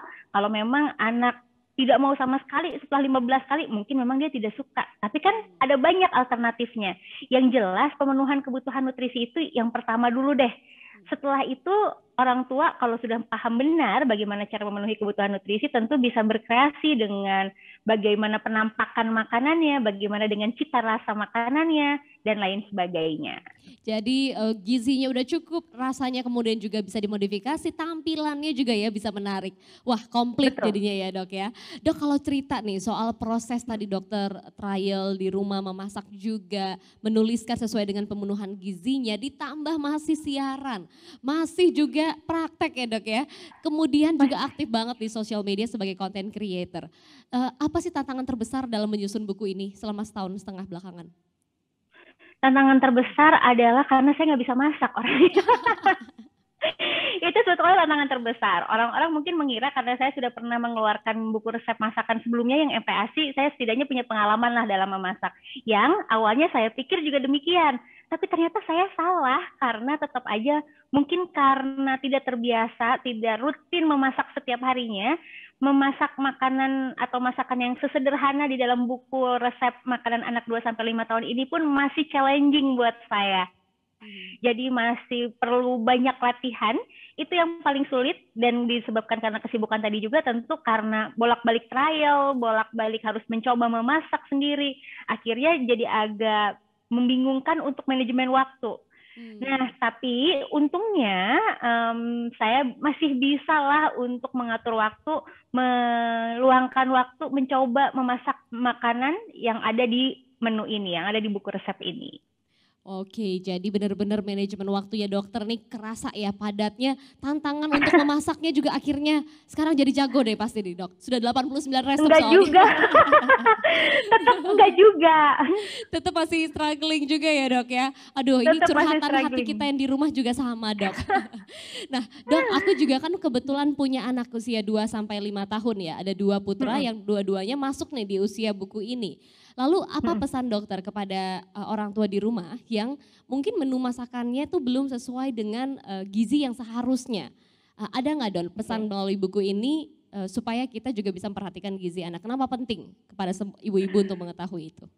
Oke, walaupun pertumbuhan dan perkembangan anak di usia 2 tahun tidak sepesat di 2 tahun pertama, tapi pertumbuhan dan perkembangannya ini masih sangat penting.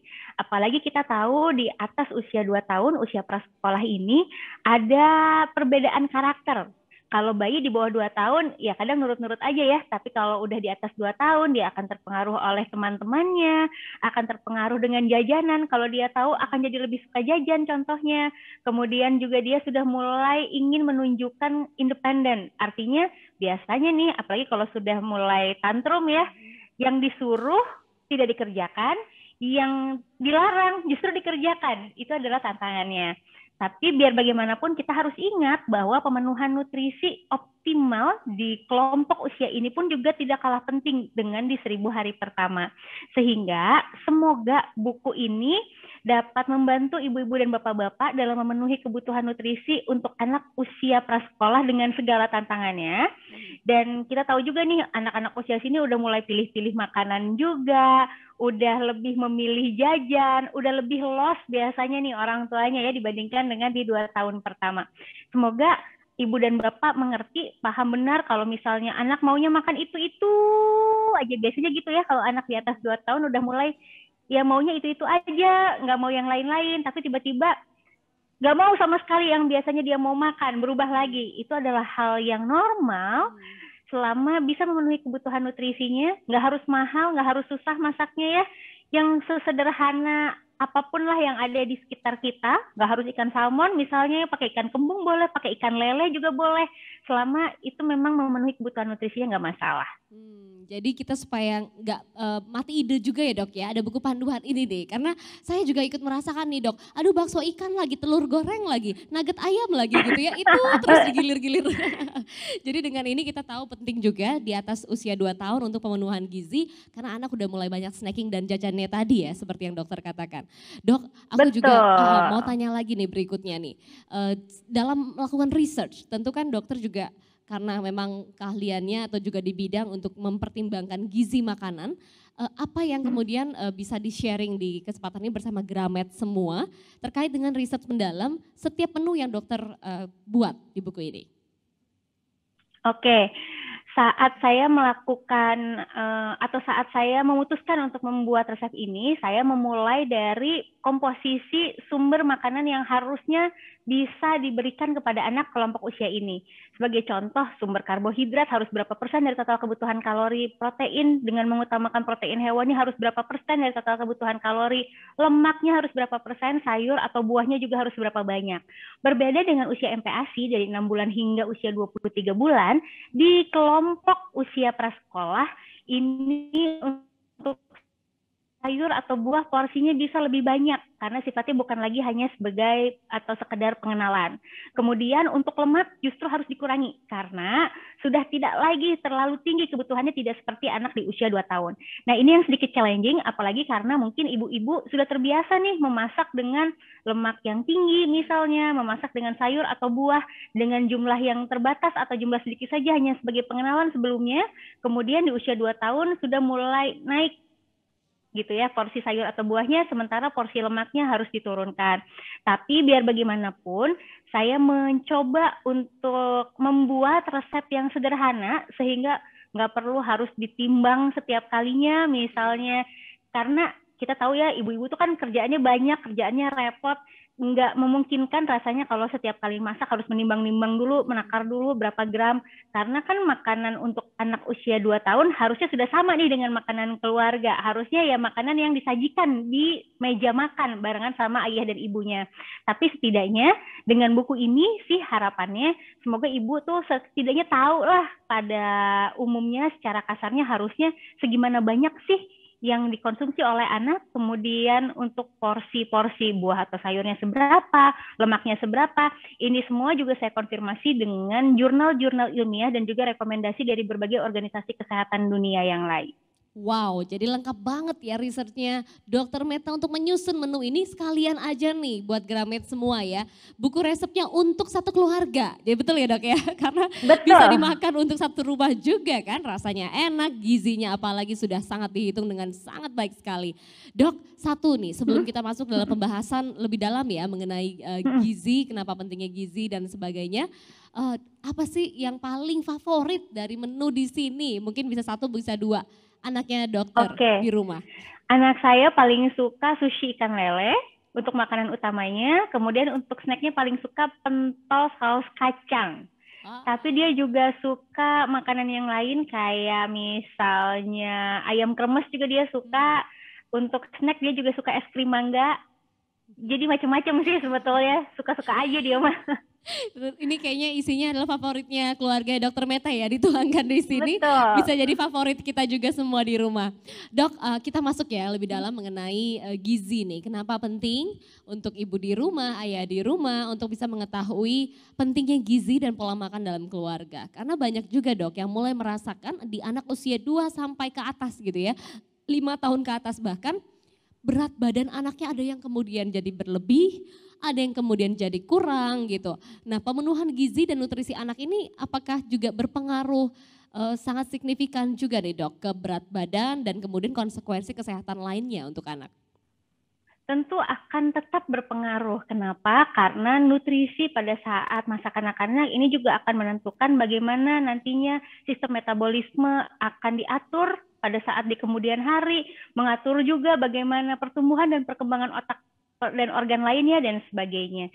Sehingga yang sebetulnya ingin kita jadikan goal, ingin kita tuju adalah dengan memberikan nutrisi yang seimbang. Jangan lupa bahwa malnutrisi itu bukan hanya kekurangan nutrisi saja, tapi juga berupa kelebihan nutrisi. Nah, kita tahu selama masa pandemi ini, angka malnutrisi anak bukan hanya di Indonesia ya, ini mulai naik. Kenapa? Karena ketidakseimbangan tersebut. Banyak yang mendapatkan keterbatasan akses ke makanan sehat. Misalnya nih kita tahu ya selama masa pandemi banyak orang tua yang di PHK, orang tua yang kemudian berkurang pendapatannya, sehingga mungkin tidak bisa mendapatkan makanan bervariasi dalam jumlah yang cukup untuk anak-anaknya.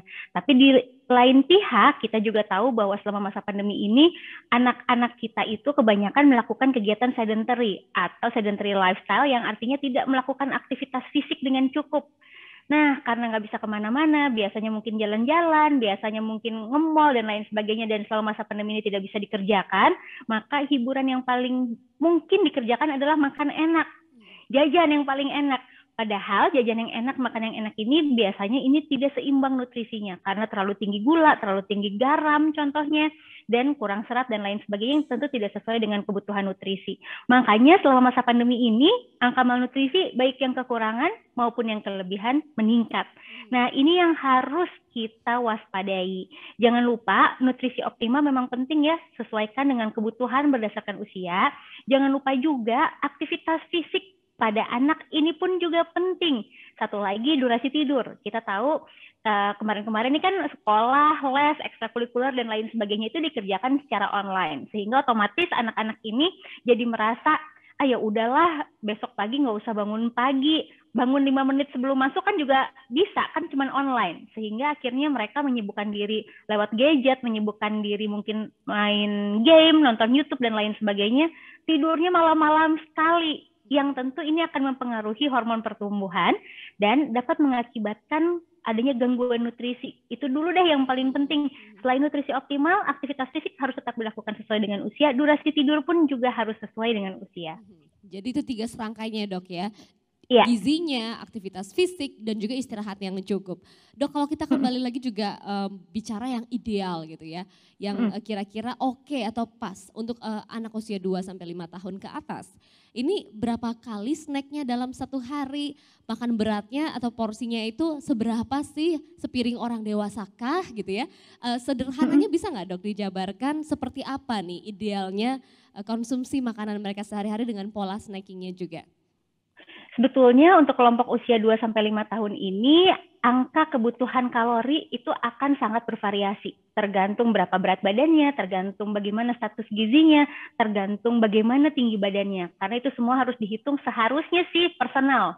Jadi benar-benar perorangan. Tetapi karena tentu tidak memungkinkan untuk menulis buku dengan kebutuhan nutrisi perorangan, saya akhirnya mengambil dari AKG atau Angka Kecukupan Gizi Masyarakat Indonesia yang dikeluarkan oleh pemerintah tahun 2019.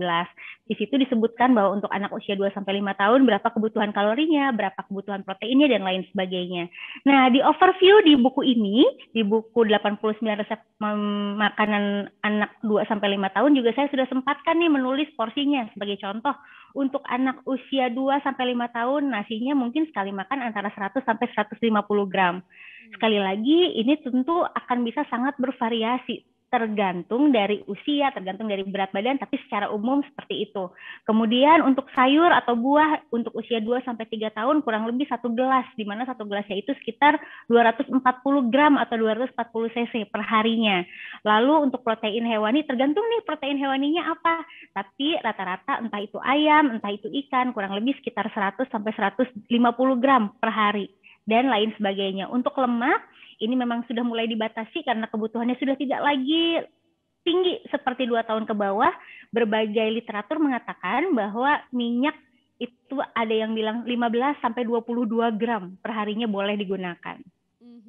Wow, sudah ada takaran ukur-ukurannya nih. Tapi aku penasaran juga nih dok, untuk pola makan yang lebih ideal ini dapat terwujud, ada nggak sih hal-hal yang perlu dihindari nih atau don'ts-nya buat orang tua di rumah? Misalnya susu gitu ya, udah harus dikurangi supaya makannya bisa lebih pas. Atau yang tadi dokter sempat bilang, cemilan yang tinggi gula dan garam ini, ada nggak secara spesifik nih yang harus dihindari supaya kemudian pola makannya bisa ideal, dan kalau tidak terhindarkan, dampaknya seperti apa sih dok ke anak-anak kita? Baik, yang pertama tadi tuh seperti yang Mbak Glory bilang ya, bahwa susu seharusnya di atas 1 tahun sudah dibatasi. Maksimal 500 ml per harinya, tapi ada juga literatur yang mengatakan sampai 720 ml per hari masih aman. Jadi antara 500 sampai 720 cc atau 720 ml per hari oke. Nah, kalau lebih dari ini maka akan ada 2 kemungkinan.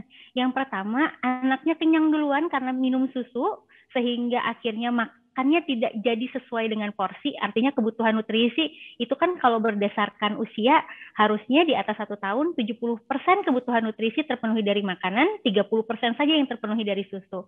Nah, kalau dia sudah terlalu banyak susunya, 70% yang dari makanan ini tentu akan berkurang, sehingga bisa saja anaknya jadi kekurangan nutrisi. Tapi di lain pihak bisa juga jadi kelebihan nutrisi jika walaupun susunya sudah banyak, melebihi 30%, tapi makannya pun masih tetap doyan. Tentu setiap anak berbeda ya, nafsu makannya ada yang ya cukup sedang-sedang saja, ada juga yang maunya makan terus, yang mana kalau yang maunya makan terus ini susunya sudah banyak, makannya juga sudah banyak, akhirnya jadi menyebabkan obesitas. Yang ingat, kekurangan nutrisi maupun kelebihan nutrisi juga termasuk ke dalam masalah gizi, termasuk ke dalam malnutrisi dengan segala dampaknya. Oke, jadi jangan berlebihan, itu tadi kuncinya ya. Nah dok, Betul. kalau kita juga mau lebih dalam lagi bahwa kemudian pola makan, kemudian menu-menu ini kan ada peran penting dari seorang ibu ya. Walaupun tidak menutup Betul. kemungkinan juga di ayah-ayah hebat nih banyak juga loh yang jadi juru masak di rumah ya. Nah, gimana sih Dok kalau kita bicara soal peran orang tua ini, ibu terutama mengenai mungkin mulai dari stunting kali ya Dok ya, karena kalau kita bicara stunting kan berarti dari masa kandungan gitu. Atau bahkan Betul. dari masa sebelum ibu itu mengandung ya, gizinya sendiri kemudian bisa mempengaruhi pada saat hamil dan kemudian setelah anaknya sebelum usia 2 tahun. Nah apa sih Dok yang perlu diketahui juga oleh para orang tua di rumah sebelum nanti anaknya memasuki usia yang bisa mengkonsumsi makanan ini mengenai stunting dulu nih Dok. Silakan Dok. Oke, jadi kita perlu tahu bahwa stunting ini artinya adalah pendek. Pendek ini definisinya adalah tinggi atau panjang badan menurut usia dan jenis kelamin berada di bawah -2 standar deviasi apabila kita plot di kurva pertumbuhan WHO. Pendeknya ini disebabkan karena kekurangan nutrisi berkepanjangan. Dan biasanya berhubungan dengan kondisi sosioekonomi yang lemah, walaupun tidak selalu karena keluarga yang menengah ke atas pun juga banyak yang stunting. Selain itu juga bisa berhubungan dengan ini nih, kondisi kesehatan dan nutrisi ibu saat hamil. Kemudian juga bisa disebabkan karena infeksi atau penyakit berulang serta praktek pemberian makan pada bayi dan anak yang kurang tepat. Nah, kalau kita lihat dari berbagai hal yang berhubungan dengan stunting, tentu kita jadi mengerti benar bahwa peran orang tua, terutama ibu, ini sangat penting dalam mencegah malnutrisi pada anak-anaknya. Sebaiknya apabila ibu ini ingin mengoptimalkan nutrisi, persiapkanlah jauh-jauh hari sebelumnya, bahkan sebelum hamil. Cari informasi sebanyak-banyaknya yang valid, tentunya dari sumber yang valid juga. Bagaimana sih seharusnya memenuhi kebutuhan nutrisi, kemudian pada saat hamil, ya konsumsilah nutrisi yang seimbang untuk ibu hamil, karena ingat, yang dibutuhkan nutrisinya bukan hanya untuk ibu hamilnya saja, tapi juga untuk janinnya yang sudah masuk ke periode 1000 hari pertama. Kemudian setelahnya juga, setelah bayinya dilahirkan, tentu bagaimana caranya menyusui, bagaimana caranya memberikan MPASI yang baik dan benar untuk memenuhi kebutuhan nutrisi. Selain itu, kita tahu juga bahwa tadi stunting ada hubungannya dengan penyakit berulang. Untuk mencegah ini, lengkapi status imunisasi anak-anak kita agar dapat mencegah penyakit yang memang bisa dicegah.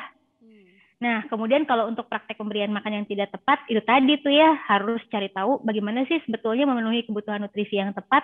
Karena walaupun ini terlihat gampang, terlihat mudah, tapi menurut saya di era digital seperti saat ini sungguh sangat menantang. Karena kita tahu bahwa sekarang tuh kayaknya di mana-mana ya, mau di TikTok, mau di Instagram, mau di internet, di sosial media bagian belah manapun lah, banyak orang yang share seharusnya MPASI itu seperti apa. Walaupun tidak semuanya benar, selalu check and recheck seperti apa sih seharusnya.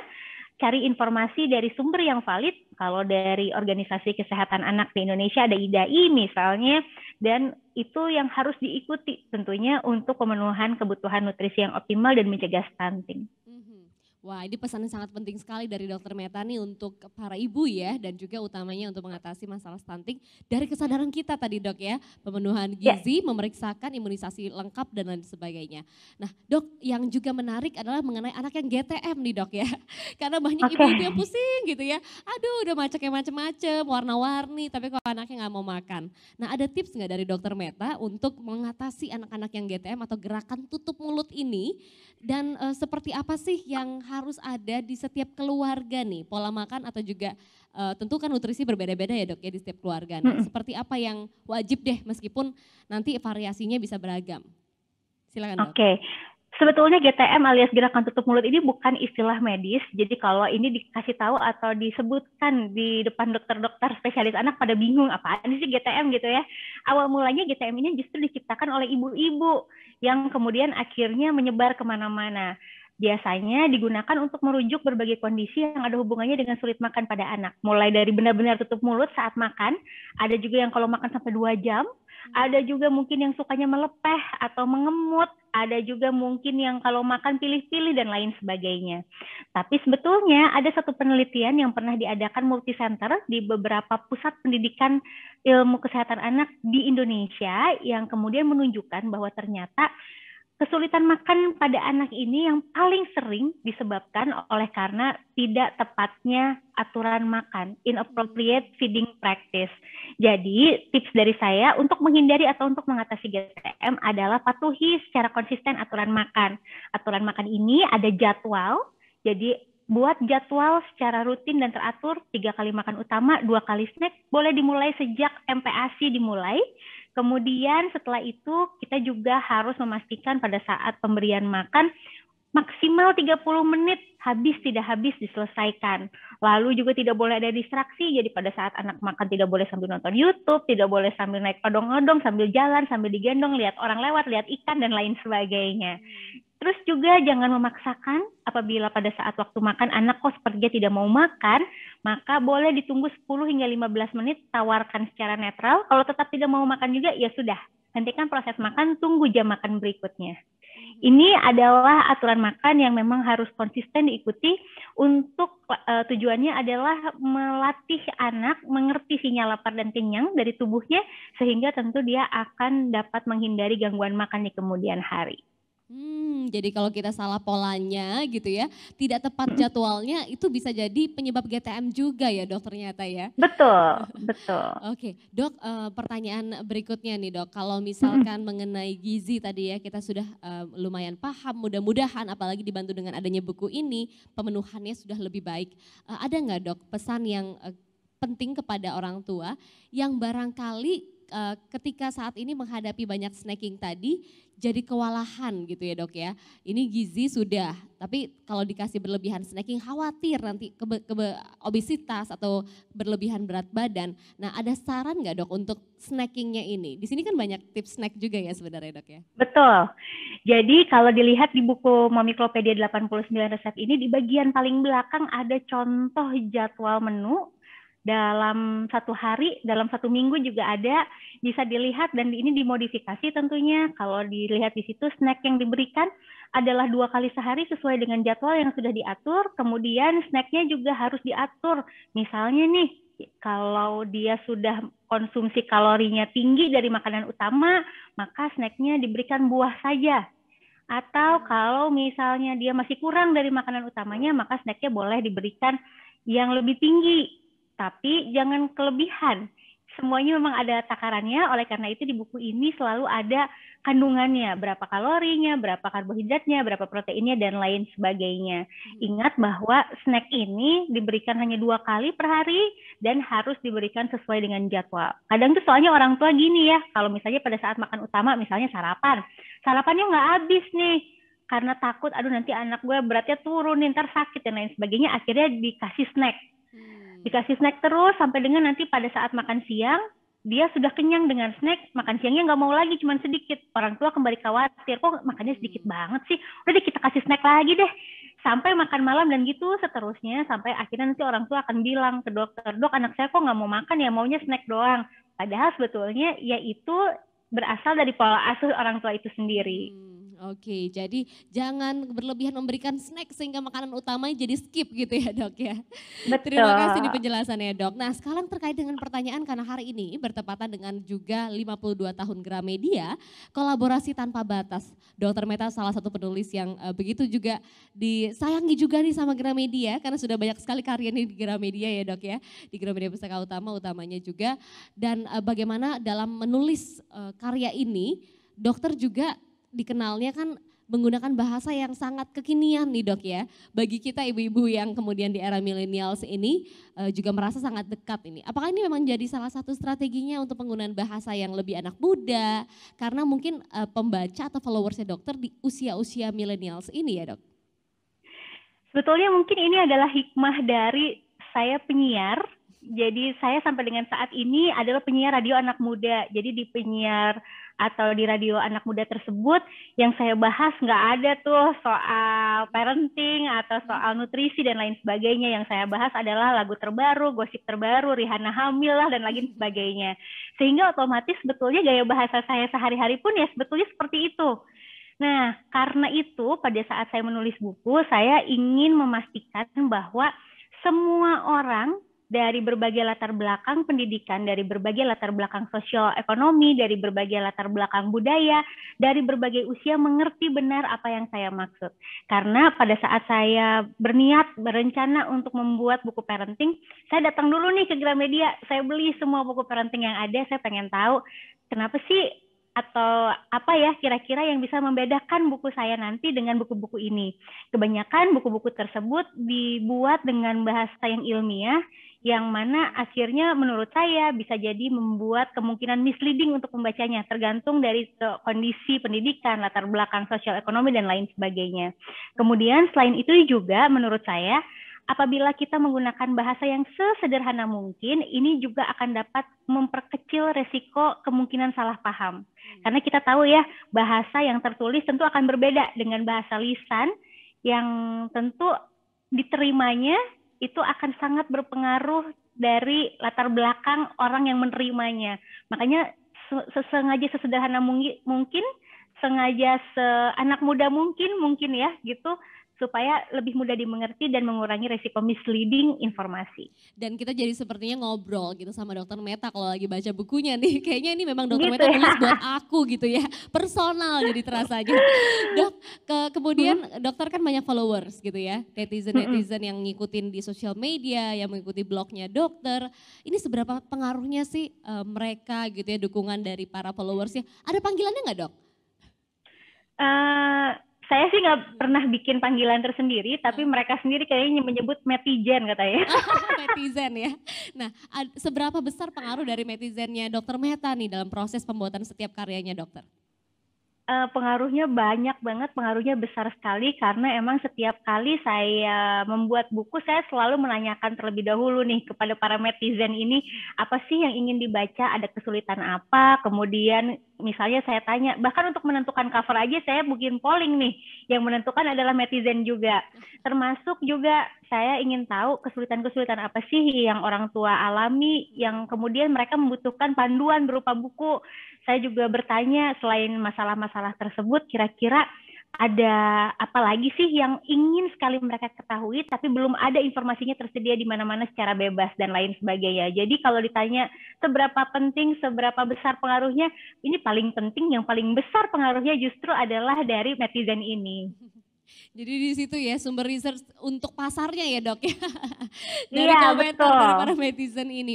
Dok, karena hari ini juga sangat istimewa nih, kita dalam rangka ulang tahun Gramedia juga dengan hashtagnya kolaborasi tanpa batas. Menurut dokter sendiri seperti apa sih, Dok, mengartikan kolaborasi tanpa batas nih versinya Dokter Meta? Oke, kita tahu bahwa manusia adalah makhluk sosial yang tentu memiliki kelemahan, memiliki kelebihan masing-masing. Sehingga untuk menghasilkan sesuatu yang optimal tidak bisa dikerjakan dengan sendirian. Karena itu tadi sebagai contohnya dari buku saya ini. Buku saya ini mungkin orang taunya ini adalah hasil karya saya aja, padahal sebetulnya tidak. Ini adalah hasil kolaborasi saya antara banyak banget orang-orang lain yang ada di belakang, yang ada di balik buku ini. Ada Mbak Sasti editornya, kemudian ada Mbak Wulan sebagai desainnya, kemudian juga ada Mas Nafi marketing dan lain sebagainya, yang mana tentu ini akan dapat menghasilkan hasil yang optimal. Sehingga kolaborasi tanpa batas ini menurut saya adalah hal yang penting untuk dilakukan, apalagi di masa seperti saat ini, di mana kita tahu kayaknya udah nggak ada batas waktu, udah nggak ada batas jarak lagi dengan era digital dan era teknologi yang canggih seperti saat ini, ya haruslah kita manfaatkan sebaik-baiknya untuk mencapai karya yang paling optimal, yang paling maksimal juga. Jadi berkolaborasi itu udah tanpa batas ya, Dok ya. Dengan siapapun, dimanapun sekarang ini bisa dilangsungkan untuk membuat suatu karya yang juga untuk kita semua. Terima kasih loh Dok Met.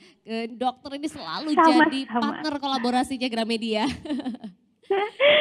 Dengan senang hati Mbak Glory. Ya, Dok, satu lagi nih Dok. Ini kan buku yang ke-7 ya. Jadi sudah cukup banyak rangkaian yang dikerjakan dengan juga teman-teman penerbit di sini nih, dengan teman-teman di Gramedia juga.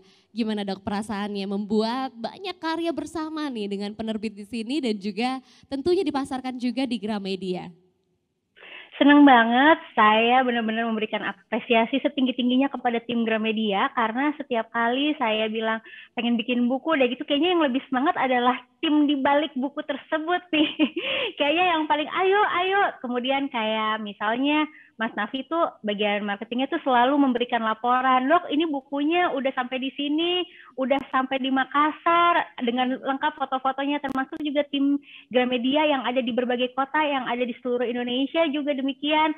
saya tuh setiap hari bisa mendapatkan mentionan ratusan dari teman-teman yang ada di Gramedia, mulai dari Indonesia bagian barat sampai dengan Indonesia bagian timur, semuanya nge-tag, semuanya mention, ngasih tahu atau memperlihatkan kayak gimana nih kondisi buku-buku saya yang ada di toko buku Gramedia di kota masing-masing. Jadi tentu senang sekali, tentu saya ngerasa sangat beruntung bisa bekerja sama dengan Gramedia. Semoga kerjasamanya bisa lancar dan juga ini bukan yang terakhir gitu ya. Moga-moga makin banyak lagi karya-karya yang bisa saya buat berkolaborasi dengan Gramedia. Tadi seperti yang sudah dokter bocorkan juga ya, yang ke-8 udah ongoing nih sebentar lagi betul. ya. Jadi yang pasti kolaborasi tetap berlanjut. Terima kasih banyak Dokter Meta yang selama ini selalu memberikan tulisan-tulisan yang bermanfaat dan juga inspirasi di setiap sesi kita berdiskusi. Dan di setiap sesi dokter itu live Instagram, webinar atau bergabung dalam kelas inspirasi seperti ini pun kita selalu pasti dapat ilmu-ilmu baru. Nah Dok, sebelum kita masuk ke dalam peluncuran buku yang sudah dinanti-nanti nih, ada pesan nggak buat semua Gramets yang menyaksikan ke acara dan diskusi kita pada siang hari ini untuk selalu bisa peduli ya mengenai gizi, mengenai juga tentunya perkembangan anak dan pesan istimewanya dokter di hari ulang tahunnya Gramedia. Silakan Dok. Oke, untuk para Gramets nih yang memiliki anak atau yang berencana memiliki anak, jadi belum, saya hanya ingin berpesan bahwa nutrisi yang optimal sangat penting untuk pertumbuhan dan perkembangan yang optimal. Kita tentunya ingin bahwa Indonesia kelak dipimpin oleh generasi penerus bangsa dengan sumber daya manusia yang berkualitas yang harusnya lebih baik lagi, jauh lebih baik daripada sekarang. Kalau sekarang kita tahu Indonesia adalah negara berkembang, moga-moga pada saat anak-anak kita ini jadi pemimpin, udah jadi negara maju lah ya, semoga amin. Jadi apabila memang ingin mendeteksi ada gangguan pertumbuhan atau tidak, jangan lupa untuk selalu memonitor pertumbuhan dengan baik. Timbang berat badan, ukur panjang atau tinggi badan dengan benar, kemudian plot di kurva pertumbuhan. Jika Gramets Bapak Ibu ini menemukan adanya gangguan, entah itu ternyata berat badannya yang kurang atau kenaikan berat badannya kurang atau panjang badannya yang kurang, jangan tunggu kelamaan. Segera konsultasikan ke dokter supaya bisa dicari tahu ada apa penyebabnya dan bisa segera diintervensi sebelum ada gangguan malnutrisi yang berkepanjangan. Kemudian saya juga ingin berterima kasih sekali lagi kepada teman-teman Gramedia yang sudah berkolaborasi tanpa batas dengan saya selama ini. Terima kasih atas kerjasamanya, terima kasih atas semangatnya yang benar-benar menular ke saya karena saya tuh sering males-malesan gitu ya karena udah kayak mati gaya mau nulis buku tentang apa lagi ya. Tapi karena disemangati oleh tim dari Gramedia, saya juga akhirnya jadi terbakar cari-cari lagi nih. Ya mau bikin buku lagi walaupun mungkin masih kadang bingung mau menulis buku apa. Juga saya ingin berterima kasih kepada semua ibu-ibu bapak-bapak yang sudah bersedia, yang sudah berkenan untuk membeli dan membaca buku ini. Berpesan, saya tahu bahwa buku saya ini banyak sekali dijual bajakannya, hanya 5.000, ada yang 3.000 rupiah juga di marketplace.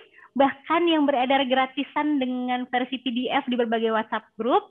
Tapi ingat bahwa di balik satu buku yang harusnya dibeli itu terdapat nafkah banyak orang bergantung. Mulai dari pekerja toko buku, mulai dari distributor, mulai dari reseller dan lain sebagainya, sehingga kalau di agama saya haram hukumnya untuk mengambil hak orang lain. Karena kita kan tujuannya baik nih, ingin memberikan nutrisi yang terbaik untuk anak-anak kita yang tentu tujuannya adalah mengharapkan yang terbaik juga. Masa memberikan sesuatu yang tujuannya baik dengan cara yang tidak baik. Jadi jangan beli buku yang bajakan, beli buku yang asik. Kalau memang belum ada budgetnya, boleh ditunggu, nabung atau baca di highlight saya juga gratisan atau tunggu banyak banget promo diskonan di Gramedia. Wow, ini pesannya mantep banget. Terima kasih Dokter Meta. Mulai dari pesan gizinya sampai ke pesan stop, jangan bajak buku ya. Hargai hak cipta juga karena banyak juga peran dan juga kemudian kerja keras di balik itu. Terima kasih sekali lagi Dok dalam diskusi kita yang mungkin tidak terlalu panjang tapi mudah-mudahan padat ini untuk semua Gramets yang menyaksikan. Kini saatnya kita akan jelang bersama ya Dok ya untuk proses peluncuran atau seremonial launching buku Momiklopedia 89 Resep Makanan Anak 2 sampai 5 tahun.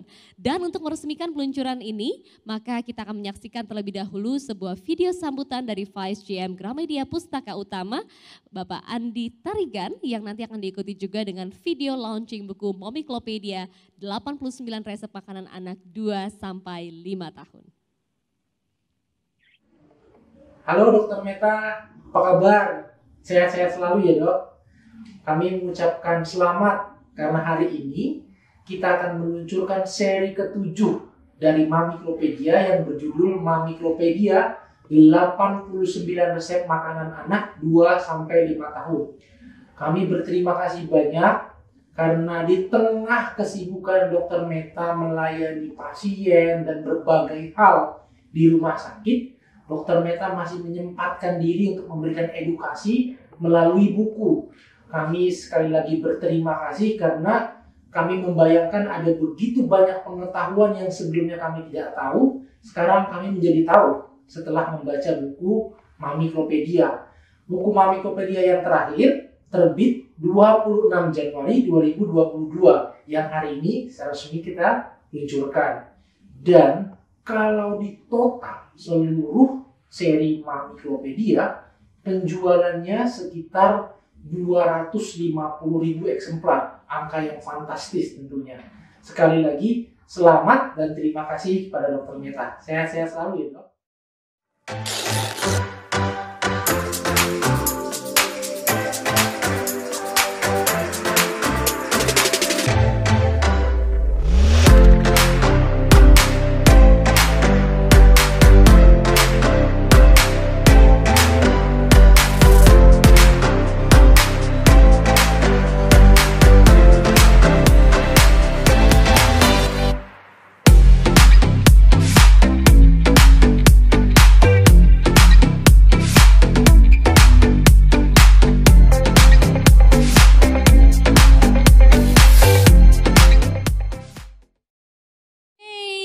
Semuanya resmi sudah dengan tayangan video tadi dan tentunya tadi ada support dan juga peluncuran langsung oleh Bapak Andi Tarigan. Maka buku Momiklopedia 89 resep makanan anak 2-5 tahun resmi diluncurkan dan saya undang Dr. Meta untuk boleh mengangkat dok mock up bukunya atau bukunya di samping dokter. Yeay! Nggak kelihatan ya. Kita boleh dekatkan sedikit lagi mungkin dok ke arah kamera biar agak terlihat. Ya. Iya, malah saya yang hilang.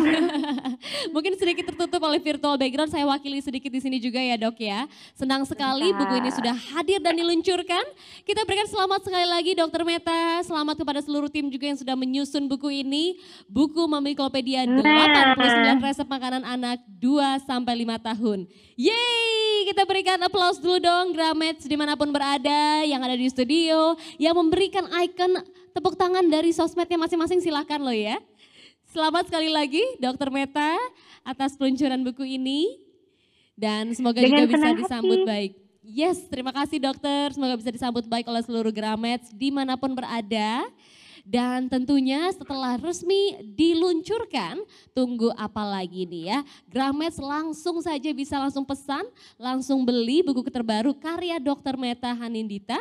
Momiklopedia 89 resep makanan anak 2-5 tahun yang pastinya isinya sangat bermanfaat untuk moms and dad semua yang masih bingung-bingung mengetahui step selanjutnya, apa yang perlu dilakukan setelah empasi selesai, bagaimana mengatasi GTM anak dan lain sebagainya ada di buku ini ya. Buku ini dapat dibeli di toko Gramedia terdekat di kota Anda, juga bisa dipesan secara online di gramedia.com dan juga di marketplace Gramedia dimanapun ada yang dibuka di Shopee, di Tokopedia, di Lazada, dimanapun ada, silahkan langsung dipesan dan sangat ditunggu ya untuk feedbacknya yang bisa berkomentar, memberikan hashtag di sosial media, jangan lupa tag juga Dokter Meta dan juga Gramedia dan juga Gramedia Pustaka Utama ya. Dan kita tentunya sudah berada di penghujung acara kita di Inspirasi kali ini, di Ruang Inspirasi yang tidak hanya selesai di sini tapi tentu masih banyak lagi agenda-agenda menarik yang ada di Ruang Inspirasi Online Virtual Festival Gramedia Tanpa Batas, hashtagnya kolaborasi tanpa batas dalam rangka Gramedia Anniversary 52 tahun. Saya Glory Oyong dan juga Dokter Meta akan pamit undur diri dulu, sampai berjumpa lagi di kegiatan kita selanjutnya. Wassalamualaikum warahmatullahi wabarakatuh, salam sejahtera buat kita semua. Om Shanti. Shanti Om Namo Buddhaya. Salam kebajikan. Dok, kita pamit sama-sama yuk. Sampai jumpa Terima semuanya. kasih Mbak Gori, terima kasih Gramet, terima kasih semua.